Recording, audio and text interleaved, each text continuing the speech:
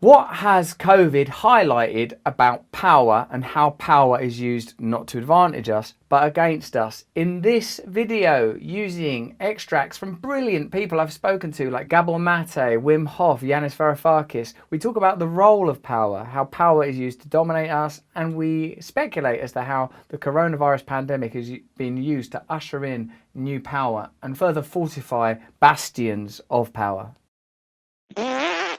Aeschylus, the great Greek playwright, said in one of his plays that the gods created us in such a way that we human beings have to suffer into truth. We have to suffer into truth. And so this COVID has revealed so much about life and society and human beings. And the suffering that is created has also shown us, revealed to us so many truths about our culture. Like, take a simple fact that both in Britain, where you are, or Canada and the States, the people that are more likely to suffer illness or death are people of color and people of minority status. Well, that's not a new revelation, and that's always been the case, but COVID has brought it to the fore. So a dynamic that has always been with us has now being revealed for its shocking truth. And when you look at the reasons for that, it's that discrimination and disadvantage gets under the skin. It actually affects people's physiology. So it makes them more susceptible, more vulnerable to the virus. So in other words, what COVID has revealed in a large way is who's vulnerable and who isn't, or who is less vulnerable, which has to do, of course, with power. So Gabor Mate tells us that coronavirus, due to its ubiquitous nature, can be understood as a kind of new lens for understanding power and who is disempowered.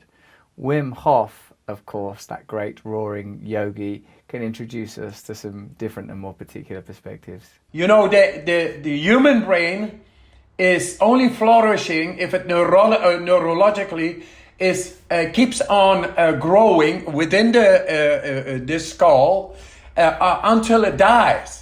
We are into expanding neurology, expanding consciousness, the perception until we die. And what do? We make somebody a carpenter or a doctor or this, and then for lifelong they have to do always the same patterns. That is killing the neurological, normal, natural development within. That is killing sanity.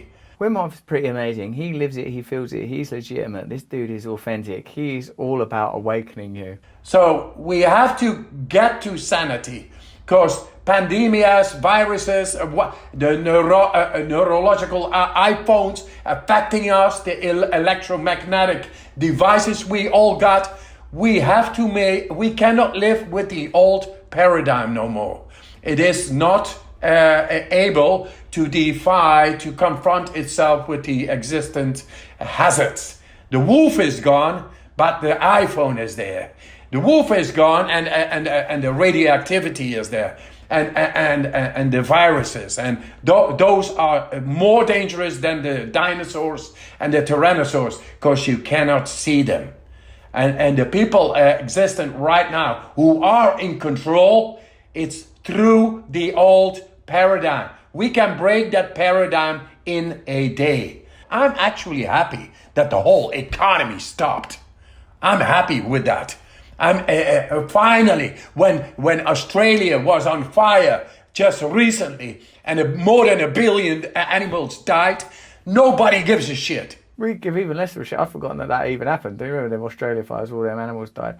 I really enjoy that Wim Hof speaks from that place of optimism, even about the pandemic, where there was a moment where we, perhaps even you, I know I, felt that maybe, this could help us reorganise society for the better. People might realise, wow, yeah, we are all connected, we're all one. Look how this pandemic is travelling everywhere. Oh, yeah, of course, this all reorganised society. No. Let's ratchet it up and make it worse. Never miss the opportunity, never waste a good crisis, as they say. When the Amazon is on fire, nobody gives a shit.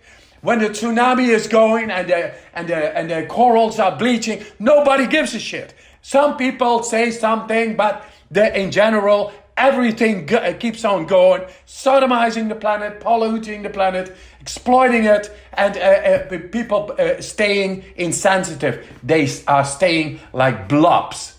And that blob thing, we gotta take that out of them. We gotta take this helmet, this blob helm, out of them and show them that there is life happening and that it is beautiful.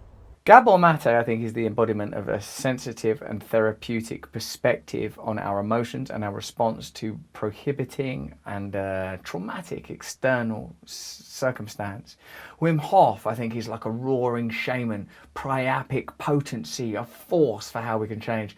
Yanis Varoufakis is a deep intellect. He is understood and lived through real political power and as close to revolution as we're ever going to experience, well, please God, not ever, but as we've yet experienced in modern politics, the moment where Syriza rose to power in Greece only to be deposed. His perspective on how power functions is a fascinating one. In the end, what really matters is that people feel that they're in control of their lives. You know, one of the most insidious aspects of the right-wing Brexit campaign and of the Donald Trump campaign is the fact that their slogans were apt. Yeah. We want control back. We want to get our country back. Of course we want to get our country back. Who doesn't want to get their country back? But the point we make is that to get your country back, we need to get our world back.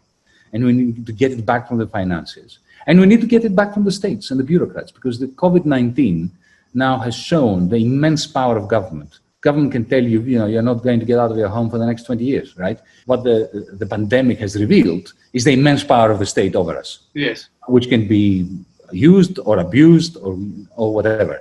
And people need to have this sense that they are in control of power. Yanis Varoufakis makes a great point that you can change society. You can overnight go, no one's going anywhere, we're not going to have fans at football events, you're going to have passport, all these things, all this legislation. So, why don't we live in more democratic societies? Let's get rid of homelessness. Let's redistribute wealth from massive corporations to people that need it. All of these changes could happen. The reason change don't happen is not because change is impossible, but because people don't want change to happen. Not the people that matter, anyway.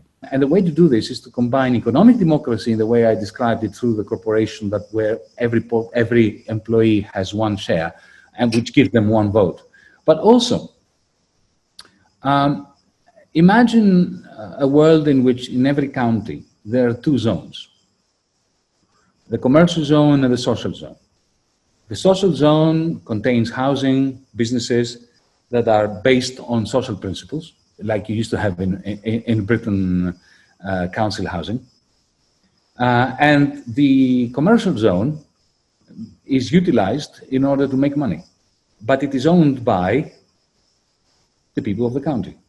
And they decide how much space to give to the industrial zone, to the commercial zone, whom they're going to charge for letting them use that zone. And the proceeds from this commercial zone are utilized in order to build the social housing. The thing that Yanis Varoufakis has is actual ideas. Like, we go, why don't we do this commercial zone thing and this social zone thing? And imagine where you have, an assembly, a county citizens' assembly, which is selected not by election but by random draw, like in ancient Athens, so that you cut out the electioneering, because we know that elections are very good for the aristocracy. The aristocrats are far better, the powerful are far better at usurping elections.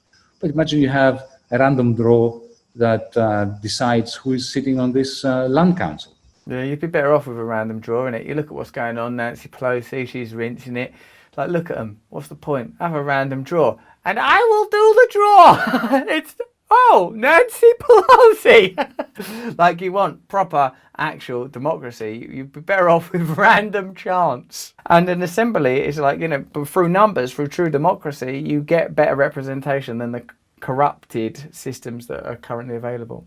And they make all the decisions after listening to all different points of view by elected representatives, by business interests, by local communities, and so on.